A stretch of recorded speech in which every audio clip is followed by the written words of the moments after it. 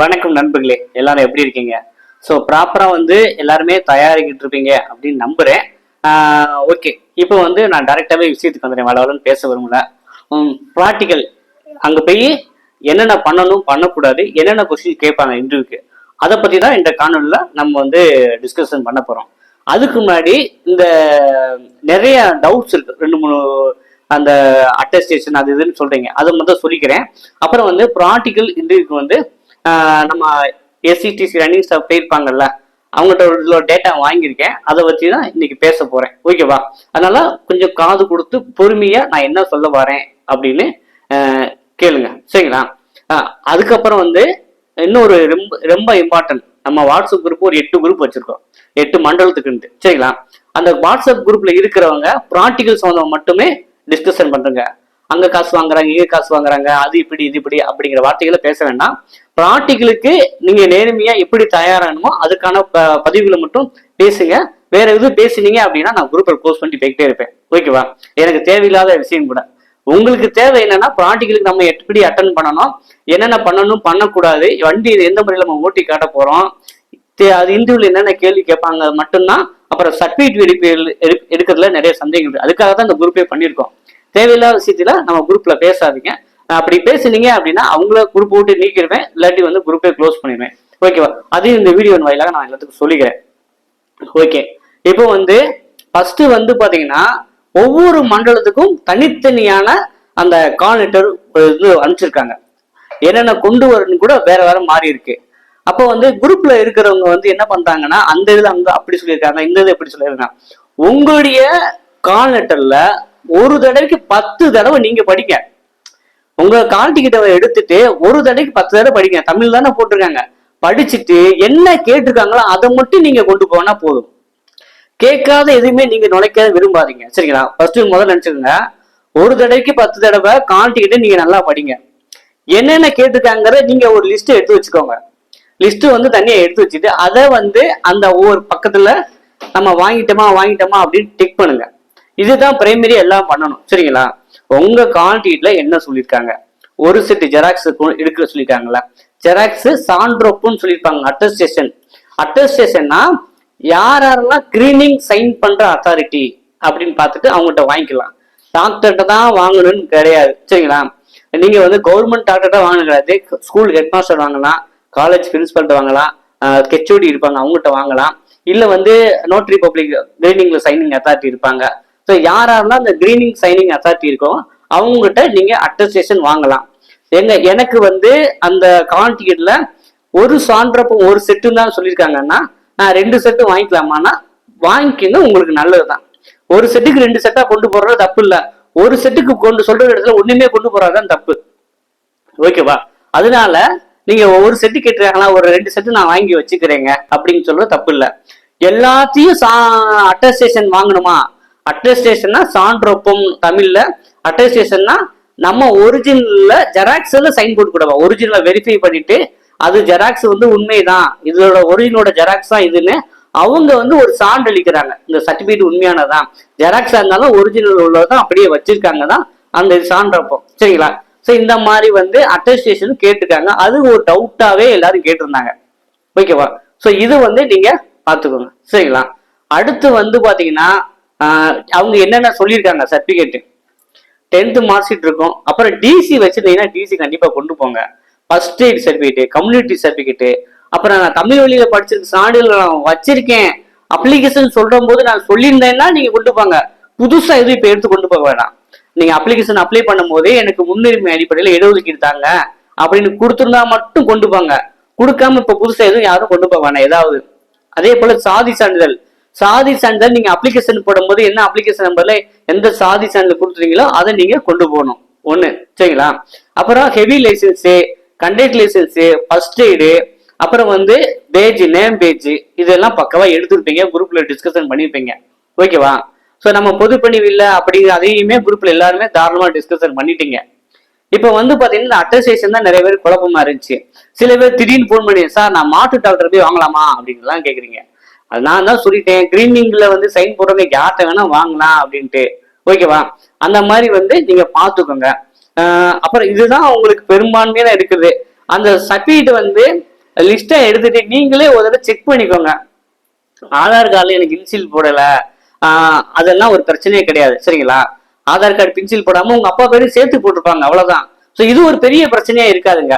அவங்க நேம் வந்து செக் பண்றது எப்படி செக் பண்ணாங்கன்னா, 10th மார்க் ஷீட்ல இருக்கிற நேமும் அப்ளிகேஷன்ல கொடுத்துருக்க நேமும் கரெக்டாக தான் பார்ப்பாங்க. ஒன்று புரிஞ்சுக்கோங்க, 10th மார்க் ஷீட்ல இருக்கிற நேமும் அப்ளிகேஷன் உள்ள நேமும் கரெக்டா கொடுத்தீங்கன்னா பார்ப்பாங்க, ஓகேவா. அதனால வந்து ஆதார் கார்டு, ரேஷன் கார்டு இதெல்லாம் அவங்க இது ரொம்ப இருக்கணும் செக். ஒரு கரெக்ட் அது நீங்க ஐடென்டிட்டி நீங்க தான் இந்த பர்டிகுலர் பெர்சன் தான் இருக்காக்காக தான் ஆதார் கார்டு செக் பண்றாங்க. இப்ப வேற ஆள் இல்ல, இந்த ஆதார் கூட இருந்தா ஐடென்டிட்டிக்காக தான் செக் பண்றாங்க. அதனால அட்ரஸ் கொஞ்சம் கீழே வந்துருச்சு, பக்கத்து தெரு இந்த தெரு போட்டுட்டாங்க, அதுவும் பெரிய பிரச்சனையே கிடையாது, ஓகேவா. ஸோ அதனால வந்து இதெல்லாம் ரொம்ப யோசிக்க வேண்டாம். நம்ம மெயினா இருக்கிறதே 10th மார்க் ஷீட்டுங்க, ஓகேவா. ஜாதி சான்றிதழ், அப்புறம் வந்து லைசன்ஸ், அப்புறம் லைசன்ஸ் வந்து பாத்தீங்கன்னா எக்ஸ்பீரியன்ஸ் சர்டிபிகேட்ல நான் சொல்லிட்டேன், நம்ம ஒரு ஃபார்மெட் வந்து நம்ம சொல்லியிருந்தோம், அதுல பிரிண்ட் அவுட் எடுத்துட்டு வாங்கலாம். இல்ல அவங்க ஒரு லெட்டர் பேர்ல கொடுத்துருக்காங்க அப்படின்னாலும் வாங்கலாம். அந்த லெட்டர் பேர்ல கொடுத்ததுல ஒரு டவுட், அவங்க ஜிஎஸ்டி நம்பர் வச்சிருக்காங்க வைக்கல, அது அந்த கம்பெனி பொறுப்பியா, நீங்க ஏன் அதை கவலைப்படுறீங்க. அவன் ஜிஎஸ்டி போடுறோம் போடாது, உங்களுக்கு தேவை வந்து உங்களுக்கு வந்து இந்த பர்டிகுலர் கம்பெனி அந்த லெட்டர் பேர்ல, இந்த கம்பெனில இவர் வந்து இத்தனை வருஷமா இந்த லைசன்ஸ் உள்ள நம்பர் வந்து எங்கள்கிட்ட கம்பெனி 2 வருஷம் பணிபுரிஞ்சாரு, 3 வருஷம் வந்து வண்டி ஓட்டினாரு அப்படிங்கிற கொடுத்தா போதுமானதான். அது அந்த கம்பெனில ஜிஎஸ்டின்னு உள்ளதை வாங்கணும், இது ஏன் குழப்பமா இருங்க. அது ஜிஎஸ்டின்னு வாங்காத அந்த கம்பெனியோட பிரச்சனை, ஓகேவா. இதெல்லாம் வந்து நீங்க கவலைப்பட்டிருக்கா உங்க ஃபார்ம். இப்ப வந்து ஒரு காஸ்ட் வெரிஃபிகேஷன் பண்றாங்க, அந்த கம்பெனிக்கு போன் பண்ணி இவர் உண்மையாவே உங்க கம்பெனில பண்ணி புரிஞ்சாரு கேள்வி கேட்டா பதில் சொல்ற மாதிரி ஒரு கான்டாக்ட் நம்பர் அவங்க கொடுத்து வச்சிருக்கணும். அந்த கான்டாக்ட் நம்பர் போன் எடுத்து பேசணும். இதுதான், இப்படி யாரும் பண்ணது இல்லை. இதுதான் அவங்க எதிர்பார்க்கறது. ஒரு முன்ன அனுபவ சான்றிதழ் கேட்டிருந்தாங்க அப்படின்னா இதுதான் அவங்க எதிர்பார்க்கறது, ஓகேவா. ஸோ இதனால வந்து யோசிக்க, ஏன்னா இப்ப கம்பெனின்னு வச்சிருக்க ஜிஎஸ்டின்னு வச்சிருப்பாங்க, இல்ல அது போட மறந்துட்டு அது ஒரு பெரிய விஷயம் கிடையாது. இதனால வந்து யாரும் பயப்பட தேவையில்லை. எக்ஸ்பீரியன்ஸ் சர்டிபிகேட் நம்ம வந்து நம்ம பெரும்பாலும் வந்து நீங்க அப்ளிகேஷன்ல என்ன சொல்லியிருக்கீங்க, இப்ப அப்ளை பண்ணும்போது என்ன பண்ணிருப்பீங்க, எனக்கு 2 வருஷம் எக்ஸ்பீரியன்ஸ்னா அந்த சர்டிபிகேட் தான் அவங்க எதிர்பார்ப்பாங்க. இப்ப அப்ளிகேஷன்ல 2 வருஷம் போட்டிருக்கேன், அதுக்கான எக்ஸ்பீரியன்ஸ் சர்டிபிகேட் கொடுப்பாங்கன்னு கேட்பாங்க. நான் 10 வருஷம் போட்டேன், இப்ப 2 வருஷம் கொடுக்கலாம்னா அது வந்து நான் சொல்ல முடியாது, டிசைடிங் அத்தாரிட்டி அவங்க தான் டிசைட் பண்ணணும். நீங்க அப்ளிகேஷன்ல 10 வருஷம் போட்டுட்டு இல்ல குறைந்தது 2 வருடத்துக்கான 18 மாதத்துக்கான எக்ஸ்பீரியன்ஸ் சர்டிபிகேட் கேட்டிருக்காங்க அப்படின்னா இது வந்து நான் டிசைட் பண்ண முடியாது, அவங்க தான் முடிவு பண்ணணும். நான் 10 வருஷம் அப்ளிகேஷன்ல போட்டு 2 வருஷத்துக்கு கொண்டு போறீங்க அப்படின்னா அதுக்கு வந்து நான் பொறுப்பு கிடையாது, அவங்க தான் பண்ணணும், சரிங்களா. இந்த மாதிரி ஒரு சில விஷயங்கள் வந்து டிசைடிங் அத்தாரிட்டி அவங்க தான் முடிவு பண்ணணும், சரிங்களா. அப்ப எதுக்கு நீங்க அப்ளிகேஷன்ல 8 வருஷம் போடுறீங்க, 2 வருஷமே போட்டிருக்கலாம்ல. அப்ளிகேஷன்ல கேட்கும் போது என்ன போட்டிருப்பீங்க, அவங்களுக்கு முன் அனுபவம் எத்தனை வரும்னா முன் அனுபவம் எத்தனை வருஷம் இருக்குன்னா அத்தனை வருஷம் சர்டிபிகேட் வேணும்ல, சும்மா சொல்லக்கூடாதுல்ல. சரி, அது ஒண்ணு பாத்துக்கோங்க, சரிங்களா. நான் வந்து குழப்ப விரும்பல, இதனால பெரிய விஷயம் வராது. அவங்க 2 வருஷம் தான் கேட்டிருக்காங்க, இல்ல நான் 2 வருஷம் தான் என்னால முடிச்சுன்னா அவங்க வந்து டிசைட் பண்றதா அவங்க அத்தாரிட்டி தான், நம்ம எதுவும் பதில் சொல்ல முடியாது அந்த இது ஒரு விஷயத்துல, ஓகேவா. சோ இது ஒண்ணு பாத்துருக்கங்க. இல்ல 1 மாசம் 2 மாசம் முன்ன போட்டாங்க கூட ஒன்றும் பிரச்சனை கிடையாது, ஓகேங்களா. 10 வருஷம் 8 வருஷம் அந்த மாதிரி வந்து ஏன் இந்த அப்ளிகேஷன்ல 8 வருஷம் சொல்லிட்டு நீங்க 2 வருஷம் கேட்டானா கேள்வி கேட்பாங்களா மாட்டாங்களா அப்படிங்கிறது நம்ம டிசைட் பண்ண முடியாது, அவங்க தான் டிசைட் பண்ணணும், சரிங்களா. அது உங்களுடைய அதிர்ஷ்டம், ஓகேவா. இதுதான் வந்து இப்ப இது, சரிங்களா. சரி, இதெல்லாம் இருக்கட்டும், சர்டிபிகேட் வச்சு பிரச்சனை இல்லை, நாங்க வண்டி ப்ராக்டிகல் பண்ண போறோம், அதுக்கான என்னன்னு சொல்லுங்க அப்படின்னு நீங்க கேட்குறது எனக்கு கேட்குது. நான் வந்து நான் அதையும் சொல்லிடுறேன், ஓகேவா.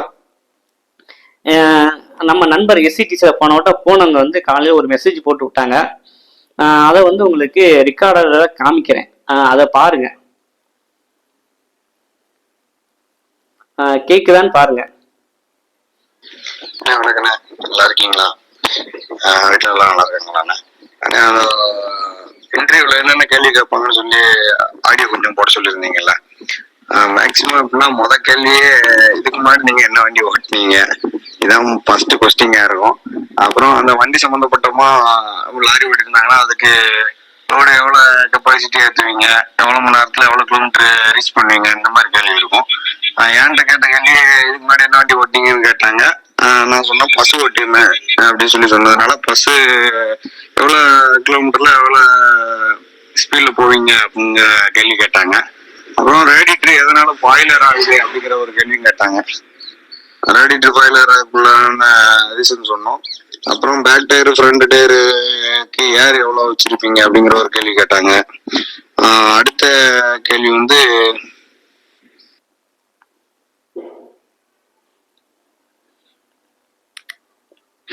முக்கியமா ஒரு 4-5 கேள்வி தானே இருக்கும். வண்டி ஸ்பீடு எவ்வளவு மெயின்டைன் பண்ணுவீங்க அப்படின்னு கேட்பாங்க. அது என்ன காரணம்னா விரைவு போக்குவரத்து கழகத்தை பொறுத்தவரை ஸ்பீடு கட்டாயம். அடுத்து வண்டிக்கு ஸ்டார்ட் பண்ணதுக்கு முன்னாடி என்னென்னலாம் செக் பண்ணுவீங்க அப்படின்னு கேட்பாங்க. பேட்டரி செக் பண்ற முறை எந்த மாதிரி செக் பண்ணுவீங்க அப்படின்னு சொல்லி பேட்டரியில என்னென்னலாம் பார்ப்பீங்க அப்படின்னு கேட்பாங்க. பேட்டரி தண்ணி பார்க்கறது, வோல்டேஜ் எவ்வளவு கரண்ட் பாஸ் ஆகுது அப்படின்னு நம்ம செக் பண்ணிக்கிறது, இந்த மாதிரி செக் பண்றது. அப்புறம் ரேடியேட்டர் எதனால ஹீட் ஆகுது அது ஒண்ணு. ரேடியேட்டர் ஹீட் ஆகுதுக்கு காரணம் வந்து என்னன்னா ஃபேன் பெல்ட் கட்டா இருந்துச்சு அப்படின்னாலோ வாட்டர் பம்ப் வேலை செய்யலைனாலோ இந்த மாதிரி ரேடியேட்டர் பாய்லர் ஆகும். ரேடியேட்டர் பாய்லர் ஆயிடுச்சுன்னா வண்டி ஆட்டோமேட்டிக்கா ஆஃப் ஆயிரும். தண்ணி இல்லை அப்படிங்கிறது நம்ம ரன்னிங்ல எப்படி தெரியணும் அப்படின்னா வண்டியோட பிக்கப் வந்து குறைஞ்சிருச்சு அப்படின்னா ரேடியேட்டர்ல தண்ணி இல்லைன்னு அர்த்தம். இந்த மாதிரி ப்ராசஸ் ஒன்று கேள்வி இருக்கும்.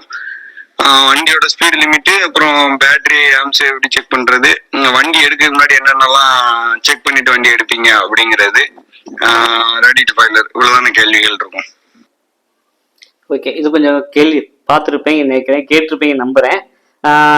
ஓகேவா, உங்களுக்கு இது இந்த செய்தி வந்து பயனுள்ளதாக இருக்கும். அடுத்து வந்து உங்களுக்கு நான் ஒரு பேப்பர் பென் எடுத்து நோட் பண்ணி வச்சுக்கோங்க. அதையும் நான் சொல்றத நோட் பண்ணி வச்சுக்கோங்க.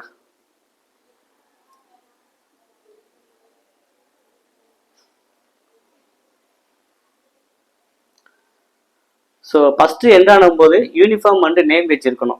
ஓகேவா, ஸோ யூனிஃபார்ம் வந்து உங்களுக்கு சொல்லியிருப்பாங்க காக்கி யூனிஃபார்ம் தான், நேம் பேஜ் இருக்கணும். ஆஃப் ஹேண்டா ஃபுல் ஹேண்டா அப்படிங்கிற ஒரு டவுட் வரும். சரிங்களா, நீங்கள் பார்த்துருப்பீங்க ஆஃப் ஹேண்டு தான் போடுவாங்க, அதனால் ஹாஃப் ஹேண்டே போட்டுக்கோங்க. ஓகேவா, அப்புறம் என்னன்னா உங்களுடைய ஹைட்டு வெயிட்டு செக் பண்ணுவாங்க. என்ன ஹைட்டு வெயிட்டு கரெக்டாக இருக்குங்களா, ஹைட்டு வெயிட்டு செக் பண்ணுவாங்க. ஸோ ஒரு ஃபார்ம் கொடுப்பாங்க, அதில் வந்து name, address, certificate number, application number, registration number, driving license number, conduct license number, first aid certificate number, இதெல்லாம் வந்து ஒரு ஃபார்ம் கொடுத்து ஃபில் பண்ண சொல்லுவாங்க உள்ள போன உடனே. ஓகேவா, முதல் என்ன நடக்கும் அப்படின்னா சர்டிஃபிகேட் வெரிஃபிகேஷன் தான் நடக்கும், அது பார்த்துக்கோங்க. அதுக்கப்புறம் வண்டி எடுக்கிறது, சர்டிஃபிகேட் வெரிஃபிகேஷன் பண்ணுவாங்க. அதுக்கு அப்புறம் ஆல் ஜெராக்ஸ் அட்டஸ்டட் கலெக்ட் பண்ணுவாங்க. ஓகேவா, சர்டிஃபிகேட் வெரிஃபிகேஷன் பண்ணும்போதே அடுத்து என்ன பண்ணுவாங்க அப்படின்னா ஜெராக்ஸ் அட்டஸ்டட் பண்ணுவாங்க. ஜென்ரலா வந்து என்னன்னா நம்ம வந்து கண்டக்டரை பத்தி கேட்க மாட்டாங்க, ஓட்டுநரை பத்தி தான் கேள்விகள் இருக்கும். ஓகேவா,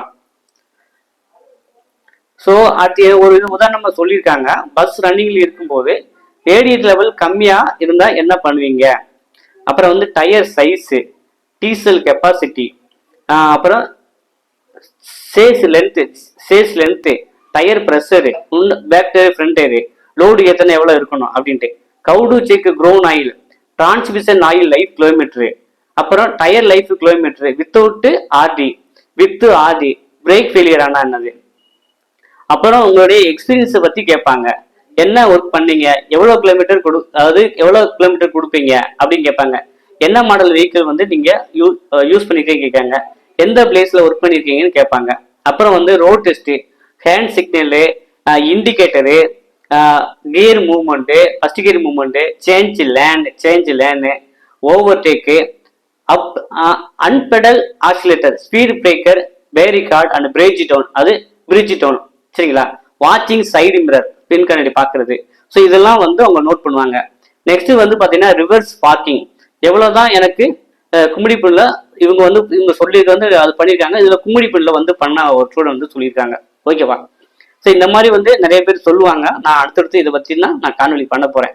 ஸோ ஒரு 2 பேர் வந்து இன்னைக்கு சொன்னதை வந்து உங்களுக்கு ஒரு உங்களுக்கு என்ன எப்படி நீங்க பாத்துக்கணும், என்னென்ன கேள்விக்கு நீங்க தயாராகிறதுக்காக தான் இது.